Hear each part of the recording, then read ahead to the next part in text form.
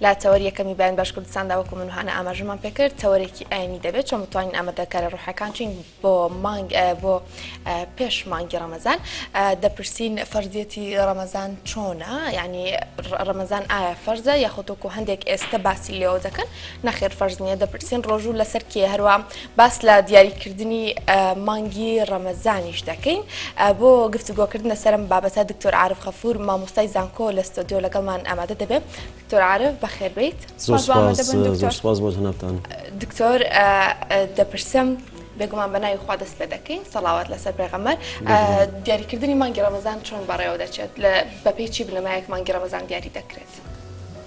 بسم الله الرحمن الرحيم الحمد لله رب العالمين والصلاة والسلام على سيدنا محمد وعلى آله وأصحابه أجمعين دیاری کردنی مانگی ڕەمەزان وەک هەر یەک لە مانگە عەرەبیەکان بە گوێرەی بینینی مانگ ئەبێت چونکە مانگە عەرەبیەکان بریتیە لەوەی کەوا مانگ جارێک ئەسوورەت بە دەوری زەویە هەر سوورانێک و هەر خولێک ناوێکی تایبەتی هەیە محەڕەم سەفەر شەعبان ڕەجەب بەم شێوەیە هەر مانگێک و ناوێکی هەیە بە گوێرەی بینینی مانگ کە پێوترێ هیلال بۆ نمونە مانگی ڕەمەزان کەی ئەبینین هەتا وەکو بزانین کە بووەتە ڕەمەزان پێغەمبەر عەلەیهی سەڵات وسەلام فەرموویەتی صوموا لرؤيته وأفطروا لرؤيته واتە کاتێک مانگتان بینی بیکەن ڕەمەزان بڕۆژوو بن کاتێک مانگتان بینی دووبارە مانگی شەوال بیکەن بە جەژن بینینی مانگ ئەکرێ بە چاوی سەر ببینرێت و ئەکرێ بە حساباتی فەلەکیش بزانین یا بە تەلەسکۆپ مانگ ببینرێت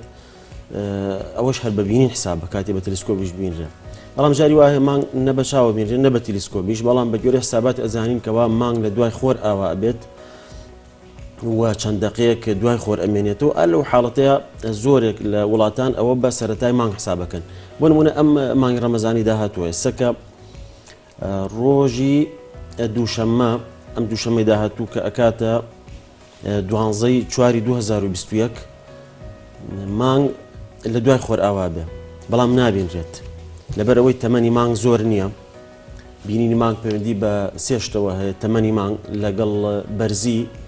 لە ئوفوق لە خۆر ئاواوە و هەروەها دەرەجەی مانگ چەندێک لە خۆرەوە دوورە لە ڕۆژی دووشەممە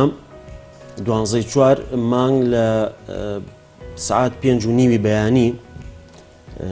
مانگ دروستە بێ یاخود پێڵین ولادەت الهیلال یا حاڵەتی ئیقتیران مانگ ئەگاتە ڕێکی خۆر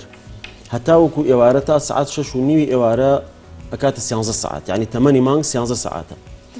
13 سعات کەمە بەش ناکات بۆی کەوا ببینرێت تەنانەت لە 15 سعات کەمتر بێ بە تەلەسکۆپیش ئەستەمە ببینرێت و مانەوەشی هەر کەمە دەوری 20 دقە لە دوای خۆر ئەمێنێتەوە و بەهۆی ئەوە لە وڵاتانی ئێمە ئێستا لە ناوچەکانی ئێمە لە سعودیەش تەنانەت بە تەلەسکۆپیش نابینرێت ئەو ڕۆژە بەڵام لە هەندێک لە بەشەکانی سوودان لیبیا جەزائیر تونس مەغریب مۆریتانیا ئەمانە ئەکرێ بە تەلەسکۆپ بینرێت بۆیە ئەو بینینەی ئەوانیش بۆ ئێمە حسابە لەلایەنی شەرعیەوە بەڵام ئەگەر کەسێک گومانی لا دروست بێ ئایا ڕۆژی یەکشەممە ئەکرێ مانگ بینرێت بە هیچ شێوەیەک ڕۆژی یەکشەممە مانگ لە پێش خۆر ئاوا بێت ئەگەر کەسێک بڵێ بینیومە هیچ قسەکەی ئەتیباری نییە ئەبێ ئینسان لە حساباتی فەلەکی ئەوەندە ئاگادار بێت بزانێت کەی مانگ ئەبینرێت و کەی نابینرێت ئەگەر چی ئەمە لە 100% ئەتیماد نەکەینە سەر حساباتی فەلەکی بۆ ئیسباتکردنی سەرەتانی مانگ بەڵام بۆ نەفیکردن ئەتیماد دەکەینە سەری یعنی کاتێک کە بە حساباتی فەلەکی ئەزانین مانگ هێشتا دروست نەبووە هیلال دروست نەبووە و نابینرێت کەسێکی بڵێ بینیوە ئەزانین ئەو قسەی ئەو پشتی پێ نابەسرێت بۆیە سەرەتای مانگی ڕەمەزان کەیە بێت سێشەممە ڕێکەوتی سێشەممە بە ڕۆژوو بین سێشەممە بەتەکید بە ڕۆژوو بن وە لەو احتیمالیشە هەندێ وڵات چوارشەمە بکەن ڕەمەزان بەتایبەتی ئەوەی کە زیاتر لە شەرقەوەیە وەکو مالیزیا و ئەو وڵاتانی تر ئەکرێ ئەوان چوارشەمە بکەنە ڕەمەزان جەژنیش هەر ڕۆژی 15 ئەبێت ئینشاءالله ڕۆژی پێنجشەمە و ئەوش هەر بە گوێرەی حساباتی فەلەکی دیارە کە معلومە و ڕەمەزان 30 ڕۆژە بێت لێستە خۆتان بۆ 30 ڕۆژ حازرکەن چەند ڕۆژێکی کەمی ماوە بۆ مانگی ڕەمەزان ئەمێ بزانم قسەی تۆ لەسەر کۆتایی هەفتەی مانگی شەعبان چییە؟ ئەم مانگە خۆی پێغەمبەر عەلەیهی سەڵات وسەلام لەم مانگە زۆربەی بە ڕۆژووە بوو کاتێک کە بینین پێغەمبەر عەلەیهی سەڵات وسەلام ئەمری کردووە بە شتێک خۆی خۆشی لە پێش خەڵکەوە جێبەجێ کردووە و زیاتر لەوانیش کە بە خەڵکی فەرموو نوێژە فەرزەکان بکەن لە شەو ڕۆژێکا 5 نوێژ فەرزە لەسەرتان خۆی نوێژە سونەتەکانیش فەرز بووە لەسەری کردوێتی شەو نوێژ فەرز بووە لەسەری کردوێتی کاتێک کە بە ئافرەتی موسڵمانان ئەڵێ حیجاب بکەن یەکەم جار ئەو ئەمرە بە خێزانەکان و بەکشەکانی خۆی ئەکات ئەمر بەوان ئەکات و شتەکە ئەو ئەمرەی خۆی پەروەردگار لە ناو ئەوانە جێبەجێ ئەکات يا أيها النبي قل لأزواجك وبناتك ونساء المؤمنين يدنين عليهن من جلابيبهن أفرمي بخزانة كانتو بكشكانتو بكشاني ياخذ بجناني إيمان دار بلكوا حجاب بكن ولا كان بكن سيرك ينام أمره يكم جار لخويا ولخانوادي خويا ودس بيكات كاتك بخلق الله روجوي رمضان بقرن واجب لسرتان لصالك أمان يكبر روجوبن یەکەم جار خۆی وەکو خەڵکی تر لە ڕەمەزان بە ڕۆژوە بێت و لەگەڵ ئەوە شعبانیش بە ڕۆژوە بێت مانگی شعبان یعنی ئەم مانگی کە ئێستا تیایداین پێغەمبەر عەلەیهی سەڵات وسەلام زۆربەی ئەم مانگەی گرتووە هەر هەمووی نەگرتووە بەڵام کەمێکی نەبێت یعنی لەوانەیە 25 ڕۆژ لەم مانگەی گرت بێت مەژۆک و ئامادەکاریکی زیاتر بۆ مانگی ڕەمەزان و تەنانەت پێغەمبەر عەلەیهی سەڵات وسەلام کە ڕۆژووی گرتووە حاڵەتێکە بۆ ڕۆژووی ویساڵ کە تەنها خۆی ئەم ڕۆژوە دروستە بگرێت بە فاوڵەکانی فەرمووی ئێوە ویساڵ مەکەن يعني وصالك شونا برباني نكردوها هيك نخواردو ايوارا پاشیویش هیچی نخواردو چەند ڕۆژ لە سەرێک بە ڕۆژوو بووە 2 ڕۆژ 3 ڕۆژ 4 ڕۆژ باوەڵەکانی فەرموو ئێوە بەو شێوەیە مەکەن ئێوە واتان پێ ناکرێت ئێمە حاڵەتە ئەوە گەینەکەوە پێغەمبەر عەلەیهی سەڵات وسەلام هەمیشە کە ئەمرێکی کردووە بە خەڵکی خۆی لە پێش ئەوانە و زیاد لەوان ئەم ئەمرانەی جێبەجێ کردووە بۆ ئێمەش کە بمانەوێ اقتدا بکەین و پێغەمبەر عەلەیهی سەڵات وسەلام ئەوەی کەوا لە شەعبان ئەتوانی بێتی بە ڕۆژوو بێت ئەوە سونەتێکی زۆر گەورەیە بەڵام ئێستا تازە کە چەند ڕۆژێکی ماوە سونەت نییە تازە کەس بە ڕۆژوو بێ ئیلا ئەگەر یەکێک خۆی عادەتی وابوو بێت دووشەمە و پێنجشەمان بە ڕۆژوو بێت بۆ نمونە یا حتا ئەو دووشەمەی کەوا پێش مانگی ڕەمەزانە کە پێوتری ئەو مشک دروست نییە ئینسان بە ڕۆژوو بێ لە ئەو مشکە بەڵام کەسێک بەنیەتی ڕۆژووی دووشەمە بە ڕۆژوو بێت و خۆی پێشتر ئەو سونەتەی بەجێهێنا بێت دروستە لەو کاتەیە بە ڕۆژوو بێت باشە مامۆستا اعبد الله كأنك ترى فإن لم تكن ترى فإنه يراك چۆن بتوانین بەم دروشمەوە ڕەمەزانەکەمان جوانتر بکەین چۆن بتوانین لە ئێستاوە ئامادەکاری بکەین بۆ ئەوەی بەو وتەی کەوتمان چۆن خوا بپەرستەوەکەوەی ببینی ئەگەر تۆش ئەو نەبینی ئەو هەر تۆ دەبینێت چۆن بتوانین بەمەوە داخلی ڕەمەزان بین الإحسان أن تعبد الله كأنك تراه فإن لم تكن تراه فإنه يراك وبشكل حديثك كوا جبرائيل سلامي خوالي بين لشوي إنسانك هات برسالي لبيغمرك عليه الصلاة والسلام كإيمان شيء إسلام شيء وإحسان شيء بيغمر عليه الصلاة والسلام فرمي الإيمان أن تؤمن بالله وملائكته وكتبه ورسله وباليوم الآخر إيمان بريتي لوي كوا باورتها بخوا بملائكتكاني بكتبكاني بروجي قيامت ببيغمبراني باورتها بقضاء وقدر أو إيمانا إسلامش بريتي لوي كوا شهادة أن لا إله إلا الله بزمان شهادتمان بهنيت بلي شهادتي أدم كواتن هازاتي الله شهاني برستنا هيش كسيك خوانية بحق هيش كسيك شهاني خواتي نية وشهاني برستنية إلا ذاتي الله نبيت ومحمد صلى الله عليه وسلم بيغمبري خوايا رسول الله وأن يجكان بكي وأن تقيم الصلاة وتؤتي الزكاة وأن يجكان بكي روجو بقريت روجو رمضان وزكاة بديت وبشيت بو حج أجر إمكانيات تتبع أمج إسلامه دعاء وفرمي وإحسان شيء جبرائيل أو بساري بيغمرك عليه الصلاة والسلام بيغمرش عليه الصلاة والسلام فرمي إحسان أويك كوا عبادة بو خوابكي وك أويك كتشاود بخوا أكبيت وك أويك كخواي قورة أبينيت بشاوي خوت بشاوي سر أو عنده يقين تبع وعنده عبادتك بإخلاصه وبكيت بمحبته وبكيت ئەگەر تۆ خوای پەروەردگار نابینیت ئەوە خوای گەورە تۆ ئەبینێت یعنی ئەگەر نەگەشت بوویتە ئەو مەقامە کە وەکو مەقامی شوهود وەکو مەقامێک کە ئەنەما چاود لە خوای گەورەیە لە حوزوری خوای پەروەردگار ئامادەیت بەلانی کەمەوە بە شێوەیەک عیبادەت بکەیت کەوا ئاگات لەوە بێ و یەقینت هەبێ و هەست بەوە بکەیت کەوا خوای پەروەردگار چاوی لە تۆیە کە پێوترێ مەقامی مراقەبە کەەوە مەقامێکە لە دوای مەقامی شوهودی یعنی مەقامی شوهودەکە بەرزترە کە تۆ هەست بکەیت کە خوا ئەبینیت بەڵام ئەگەر نەگەشت بوویتە ئەوە لانی کەم بەو شێوەیە بیت کە هەست بکەی خوای گەورە چاوی لێتە مراقەبەی تۆ کات کە ئەوەش هەر مەقامێکی بەرزە جا ئەگەر ئێمە عیبادەتەکان بەو شێوە بکەین بەڕاستی ئەوە زیاتر لای خوای گەورە مەقبولە زیاتر نزیکمانەکاتەوە لە خواوە زیاتر لە گوناه و تاوان دوور ئەبین عیبادەتەکان نوێژە ڕۆژوگرتن هەر عیبادەتێکی تر بێ بەو شێوە ئەنجام بدەن کەوە پێغەمبەر عەلەیهی سەڵات وسەلام فەرموویەتی کە ئاماژەت پێ کرد گەر باس لە پاداشتی ڕۆژوگرتن بکەین لێ مسلمانان لە مانگی ڕەمەزاندا ئەگەر بە کورتیش بۆ ما باس بکەین جاوەیەکم جار ئاماژەشتان کرد بەوەی کە ڕۆژی ڕەمەزان فەرزە أول قرآن خواي قورا الآياتك بتابتي أفرمي يا أيها الذين آمنوا كتب عليكم الصيام كما كتب على الذين من قبلكم لعلكم تتقون أي كسانك إيمان تاني هناوى الرجوع فرض كراوة لسرتان وشيء فرضني وشيء كتب يا بلام كتب كهر مع أنها فرضة قبل اللي لسرت نسراوة يعني فرض كراوة لسرت ديار ما مصطع وزنان هم زنان إسلام وتيانا فرضة و چەندین ڕیوایەت و حەدیث بە دەیان ڕیوایەت و حەدیث هاتووە کە گومانی تیانە کە ڕۆژووی ڕەمەزان فەرزە لەسەر هەموو مسلمانی یەکی لەو ڕیوایەتانە ئەوەیەکەوە طەلحەی کوڕی عوبەیدوڵڵا ئەگەڕێتەوە وەکو لە صەحیح بوخاری مسلمە هاتووە ئەڵێ ڕۆژێک پیاوێک لە نەجدەوە هات ثائر الرأس نسمع دوي صوته ولا نفقه ما يقول پیاوێک هات سەر و قژی بە شێوەیەکی نەسروشتی بژابوو و بڵێ لە لادێوە هاتبوو وتي أي بيغ هاتبو برسال لباري إسلام وبكا بيغمرج عليه الصلاة والسلام فرمي 5 صلوات في اليوم والليلة بيغمر إخوة فرمي بينج نيوج لشوروجكا وتي هل علي غيرهن وتي غير أمانة هيج نيجم لسرة فرمينا لا إلا أن تطوع فرمينا لسرة فرزني غيري أو بينج فرزة إلا ما قال خوت تطوع بكي نيجي سنة بكي وبيغمر عليه الصلاة والسلام فرمي وصيام شهر رمضان فرمي والرجو قلتني ماني رمضان پیاوەکەوتی هەل علي غيره وتی غيري ئەمە هیچ ڕۆژووی تر فەرزە لەسرم فەرمووی نەخێر إلا مەگەر خۆت تەطەوع بکەیت و ڕۆژووی سونەت بگری لا إلا أن تطوع و باسی زەکاتیشی بۆ کرد و پیاوەکە بە هەمان شێوە پرسیاری کرد ئایا غيري ئەمە فەرزە لەسرم پیاغەمبەر عليه الصلاة والسلام فەرمووی نەخێر إلا مەگەر خۆت سەدەقەی تەطەوع بدەیت خێر و چاکە بکەیت جا ئەو پیاوە ئیشی هەبوو بۆ پرسیارەکە ئەیوت هەل علي غيره هەل علي غيره چونکە ئەیویست لەوە زیاتر نەکات لبروا كروشت فلما أدبر قال والله لا أزيد على هذا ولا أنقص كروجتي والله لما زياتر كم ترناكم وبوي برسالك كام فرز لسري أيوز لو زياتر نكات يعني أوبيا هو برياري دا واسوين دي خوارد كوا لو زياتر نكا يعني نا نوجي كي سنة بكات نا روجوي كي سنة بقريت